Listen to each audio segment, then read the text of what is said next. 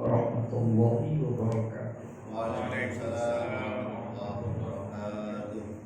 Alhamdulillahirabbil alamin. Wassalatu wassalamu ala sayyidina Muhammadin wa ala alihi wa ashabihi ajma'in. Wa la haula wa la quwwata illa billahil aliyyil azim. Amma ba'd. Bapak Ibu sekalian, kita lanjutkan kajian tafsir Al-Qur'an. Pada kesempatan hari ini kita akan membahas surat Abasa. Ada yang menyebut surat Al-A'ma karena di dalam ayat kedua ini ada kata Al-A'ma. Bismillahirrahmanirrahim. Abasa wa tawalla. Abasa,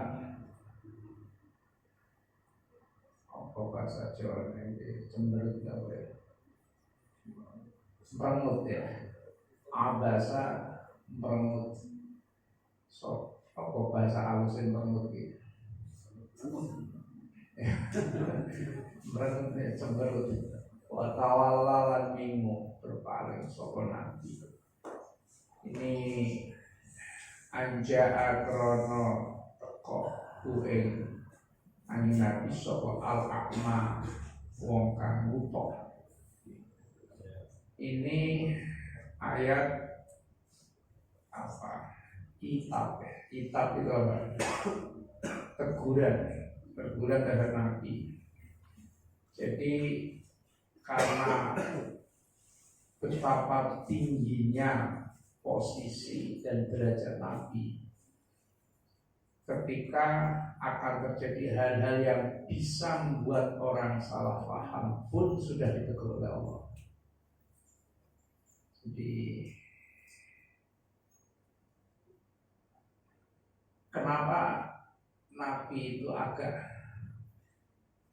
Nabi tidak marah, tapi ada tampak raut muka yang tidak suka. Pada satu saat itu Rasulullah kedatangan para tamu dari orang-orang kafir. Nah, orang kafir itu rombongan orang termasuk pembesar mereka. Dan Rasul sedang menjelaskan tentang Islam. Harapannya agar orang kafir itu, tokoh-tokoh itu masuk Islam dan akan berpengaruh besar pada Islam.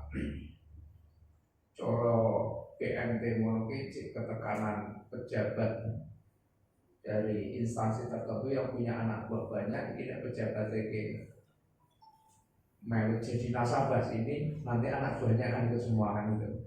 Jadi dia punya peran besar. Maka Rasulullah lagi fokus ke situ. Nah, tiba-tiba datang salah satu sahabat. Karena sahabat ini A'ma itu buta, sehingga tidak tahu kalau di situ itu Rasul sedang sibuk, ada tamu-tamu kurang penting lah kira-kira seperti itu. Tiba-tiba nyelonong saja, nyelonong masuk, langsung tanya dia. Namanya Abdullah ibnu Ummi Maktum. Soalnya Abdullah ibnu Ummi Maktum, salah satu sahabat yang baik. Abdullah ibnu Ummi Maktum tiba-tiba datang, faqata anhu amma huwa masyhurun bihi mimman yarju islamahu min asyrafil Quraisyin alladzina hum harisun ala islamihim wa lam yadri al-a'ma annahu masyhurun bidzalika. Jadi tiba-tiba orang itu datang memutus pembicaraan Nabi yang padahal Nabi sedang menjelaskan kepada tokoh-tokoh kafir ini agar mereka masuk Islam. Tiba-tiba ini datang coromono orang dalam lah ya, bolanya dhewe teko, tiba-tiba datang lalu memutus pembicaraan Nabi itu dan mengatakan alimni mimma 'allamaka Allah.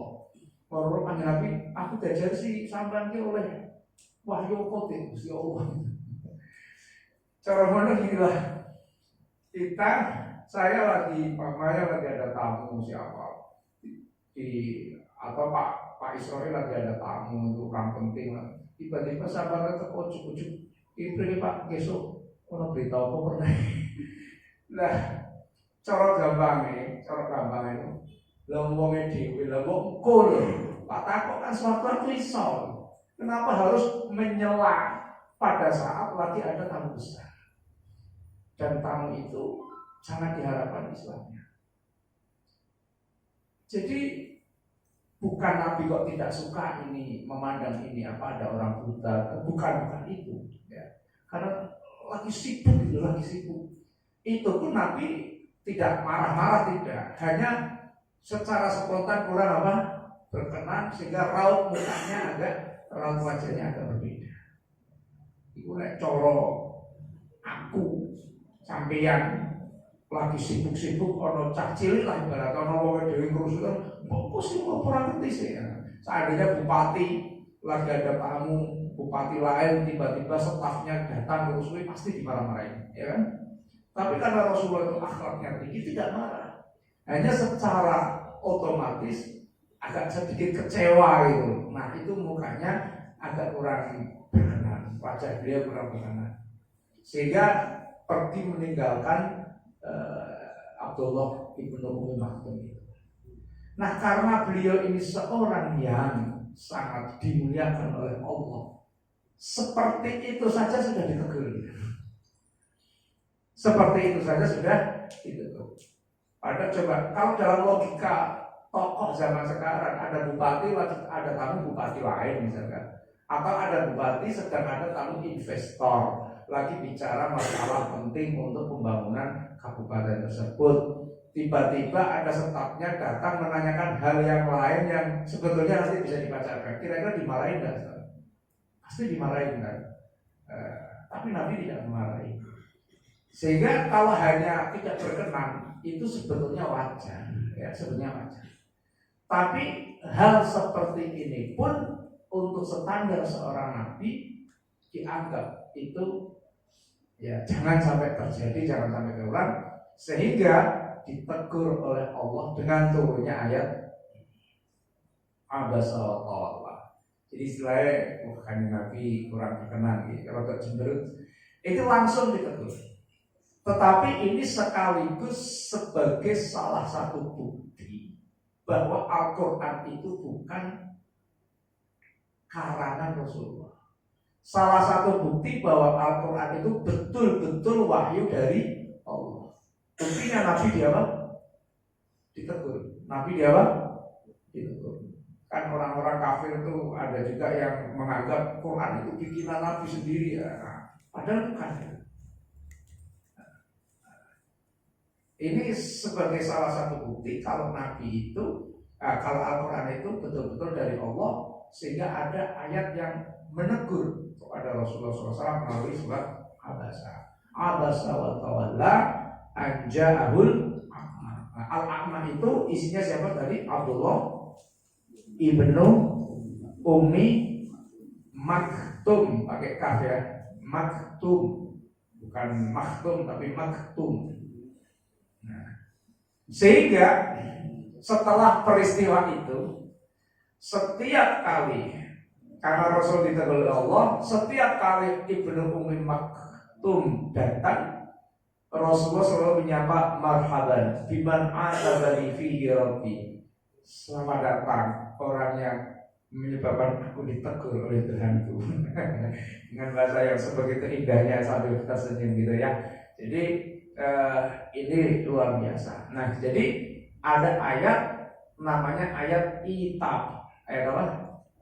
Itab. Itab itu ada teguran yang menegur Rasulullah. Ini bukti bahwa Al-Quran itu betul-betul firman Allah. Salah satunya dengan adanya ayat itab. Wa ma yudrika. Wa ma yudri. Wa ma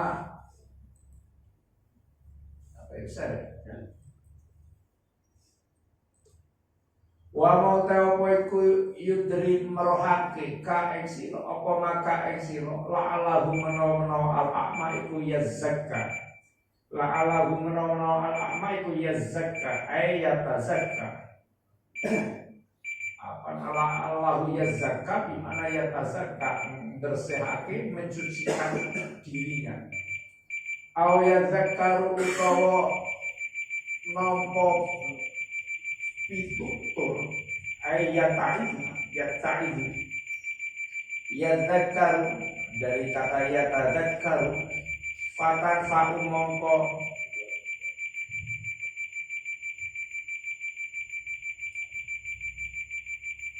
fatan fa'u mongko sebab manfaatihu ing al-a'ma apa az-zikra ditutup. Jadi ketika Rasulullah tidak berkenan dengan kehadiran al-a'ma itu tadi, orang buta itu, ya sahabat yang buta itu padahal dia itu mau menanyakan sesuatu, karena dia datang langsung, ya Allah aku mau diajari apa sih sampai ini diulang apa kalau Gusti Allah gitu. Nah, lalu Allah katakan wa ma yudrika la'allahu yazakka.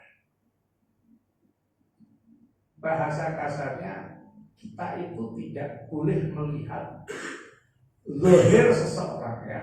Artinya kita tidak tahu hati orang itu tujuannya apa. Ini orang datang, memang dia di satu sisi juga wajar. Dia kelonok karena dia buta. Karena buta tidak melihat kalau di situ ada apa? Tahu. Tapi kedatangannya hatinya betul-betul bersih, ingin belajar dan ingin mengambil pelajaran apa-apa yang disampaikan oleh Rasul. Kemarin gitu kan ya, lagi ngaji, tiba-tiba ada orang datang, umum apa gitu. Kadang-kadang kita kan begitu kalau di dalam majelis, orang sing orang pantas lah gitu ya. Oh, terus dia malu-malu ini. Padahal bisa jadi dia yang datang di situ, dia yang datang dengan nggak layak itu, betul-betul tak ngaji tenang. So najis itu kadang-kadang karena mergo nganggur wae, pengangguran wae. Jadi bangun kok ngaji di masjid. Mauman, kalau jalan-jalan, sore ibu-ibu jadi bangun di pasar sing sepi, esuk mampir ngaji dhisik. Tapi hatinya itu sebetulnya ya bukan ngaji tujuan utama. Lalu ngaji yang ngomongin kuda, ngomong kuda, ngomong kita. Kadang-kadang aslinya kayak pengen hiburan rame gitu. Boleh kocok, orangnya betul-betul kan. Jadi kita tidak tahu yang seperti itu. Ya ada yang serius gitu, kelihatan orang desa, rudot, malah serius. Dia orang niat Arab belanja mengarah duit.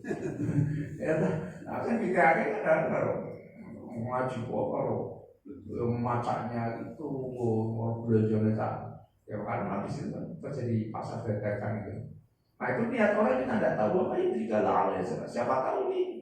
Dan ma'ala itu sebuah kemungkinan yang harapan yang bisa terjadi, bukan seperti bukan litamani, bukan harapan yang tidak pasti. Sampai laita itu nggak mungkin, tapi kalau la'al pasti bisa terjadi, sehingga bisa bermanfaat. Nah ada pun tamu-tamu tadi yang orang kaya itu yang dijelaskan itu amaman anak kontai wong istagnakan semuge sopomong semuge orang butuh saja, dia orang butuh pituduh dari Nabi. Dia lebih mencukupkan diri dengan harta,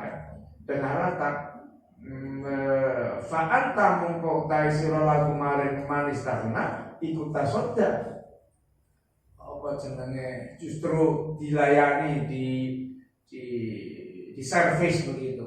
Iki sing wong picek teko niate tenanan ora dilayani, malah wong sing apa kok dilayani tenanan. Nah, ini teguran dari Allah Subhanahu wa taala. Maka kadang-kadang kan ini bisa diterapkan juga di BMT. Ada orang datang ke sini kan, tanya-tanya tentang BMT Pak. Pakainya mobil, gayanya pengusaha. Padahal kan takut-takut. Hanya untuk membantu. Beda dengan orang miskin, Pak Bol, bakso, pokok tekoran berpanjang nak boleh. Memang mau jadi nasabah. Coba aja dengan sebagai apa sih tukang layar itu CS. Kira-kira perlu siji numpak mobil terus jret. Podo peta kok masalah kredit. Sing siji gowo pikulan. Kira-kira sing dilayani sing di. Padahal kita nggak tahu itu yang datang pakai mobil yang kelihatannya yang top, orang top, bisa jadi hanya akan membandingkan. karena dia pasti tanya kemana-mana. Tapi orang yang datang tadi ke pikulan bakul es, takut bene, saya yakin, ya Rene tak kita kan dia Rene mungkin orang sengaja gitu. Begitu pokoknya seperti oleh duit, nggak bisa membanding-bandingkan. Kalau dia akan datang di sini biar untuk dibanding, karena dia orang apa? Orang miskin, orang bodoh gitu ya. Nah, jadi kadang-kadang kan begitu jenengan lebih terkecoh dengan apa? Penampilan wah kiwe gede, padahal gerung juga bandingan. Nah, jadi orang ngaji itu juga begitu. Ada orang ngaji yang betul-betul datang itu bau ngaji. Ada orang yang ngaji itu ya datang ya sungguh gawe matching saja karena di situ banyak orang yang datang. Nah, ini makanya Rasulullah ditegur oleh Allah. Padahal apa yang dilakukan Rasul itu masih dalam pelajaran. Tapi karena itu seorang Rasul yang sangat mulia, begitu saja sudah diapa? Itu cemberutnya bukan cemberut seperti kita lalu marah kepada itu, enggak. Karena Rasul itu berakhlak mulia. Kalau saya mungkin saya misalkan di kantor, saya sebagai dekan ada tamu dari perguruan tinggi lain lagi enak-enak, tiba-tiba staf saya ngomong takut hanya masalah yang sepele-sepele yang sebetulnya itu bisa ditanyakan nanti ya pasti itu bocah ini kok polisi kok orang-orang nyuruh mesti tak sengeni kan.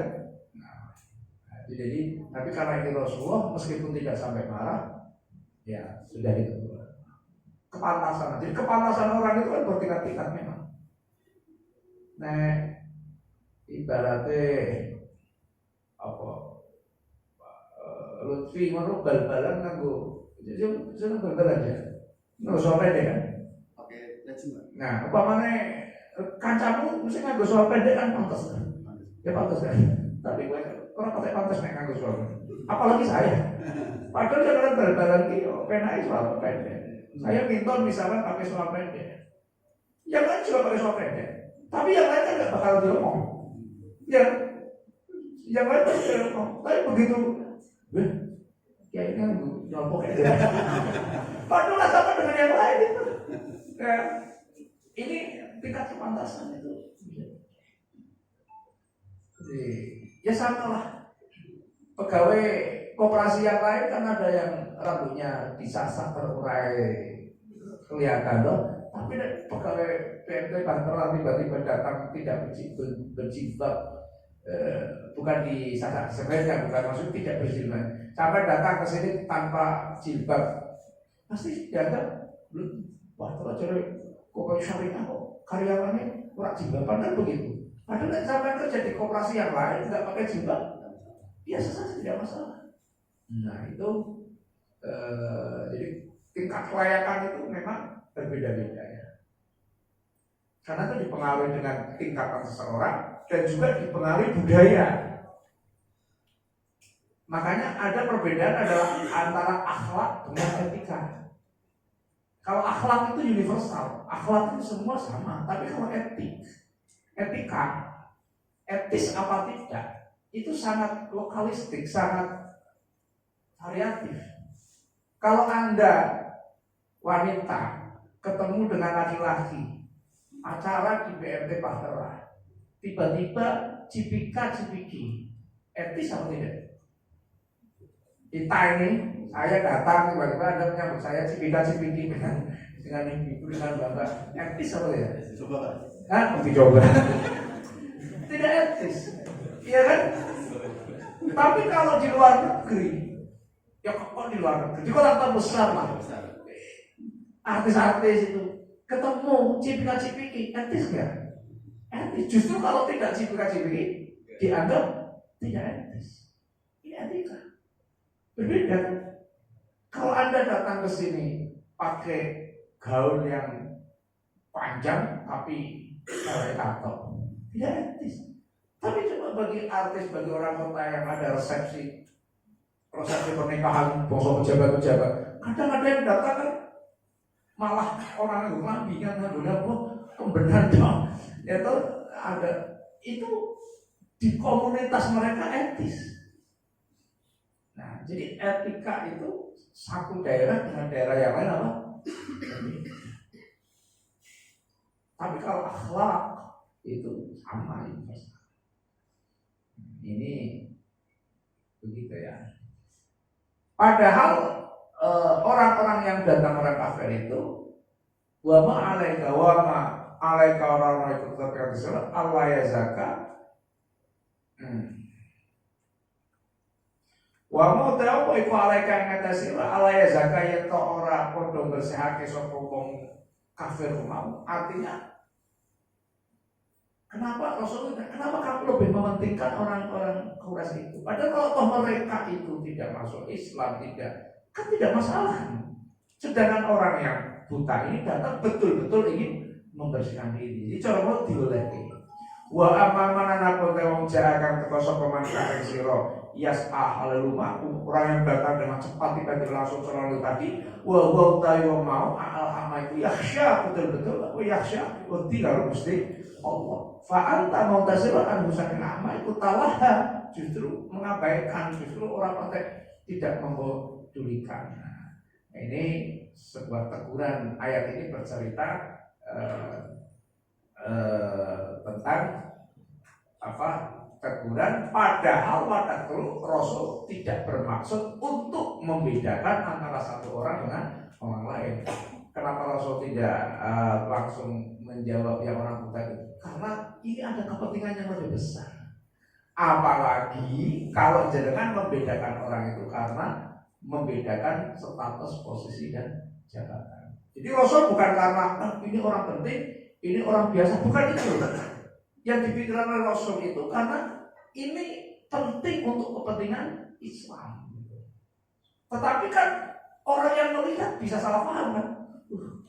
Nanti kok tuh bahasa toko wong gede diseke cilik banget. Bukan itu. Tetapi orang bisa salah paham karena bisa menyebabkan orang lain salah paham, maka lalu ditegur oleh Allah Subhanahu wa taala. Itu saja masalahnya. Kala inna tadhkirah.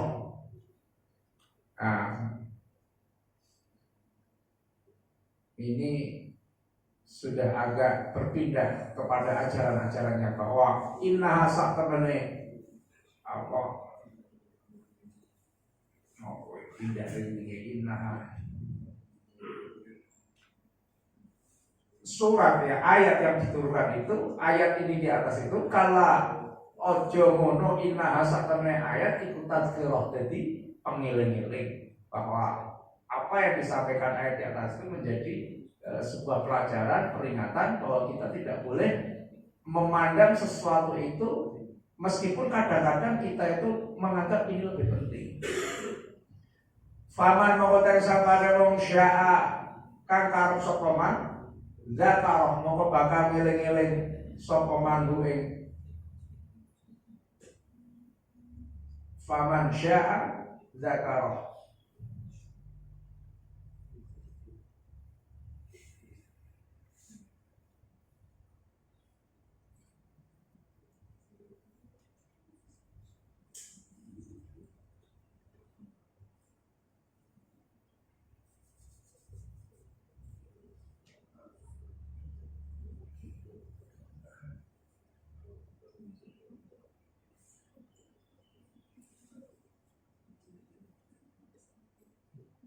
Faman syaa zakaro. Ya, jadi ayat-ayat yang di atas itu sebagai peringatan, maka bagi siapa yang menghendaki, tentu dia akan selalu memperhatikan hal-hal yang menjadi pelajaran itu. Karena apa?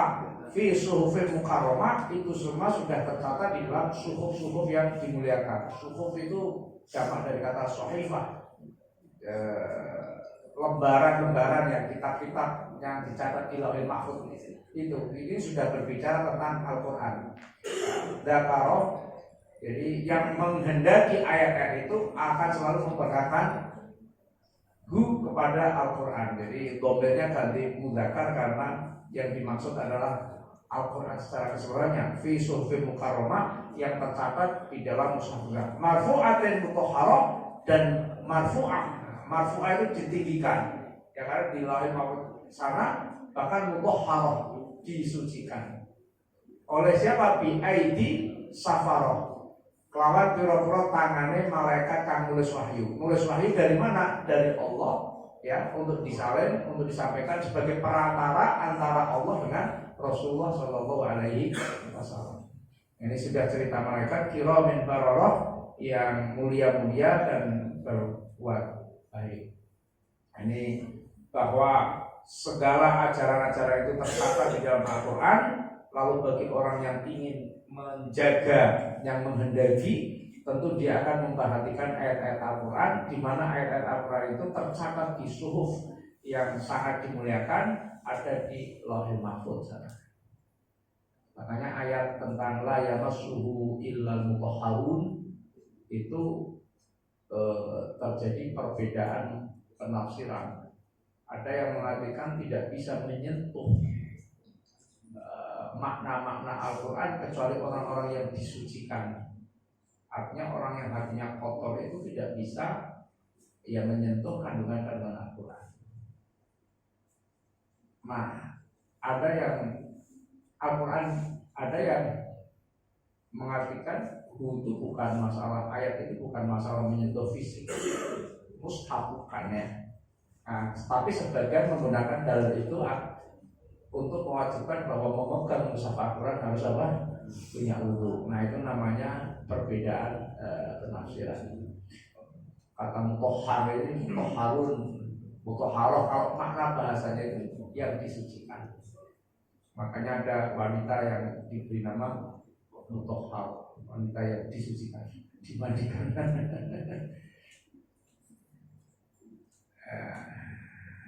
Qutilal insanu ma akbar. Allah alam, ini sudah berbicara nanti ketika ayat Al-Quran itu sudah begitu jelas, kenapa masih ada orang-orang yang mengingkarinya. Saya kira itu. Ada yang mau ditanyakan? Kalau ada ya saya kira cukup sekian. Subhanakallahumma wa bihamdika asyhadu an la ilaha illa anta astaghfiruka wa atubu ilaik. Rabbana atina fid dunya hasanah wa fil akhirati hasanah wa qina adzabannar. Walhamdulillahi rabbil alamin. Assalamualaikum warahmatullahi wabarakatuh.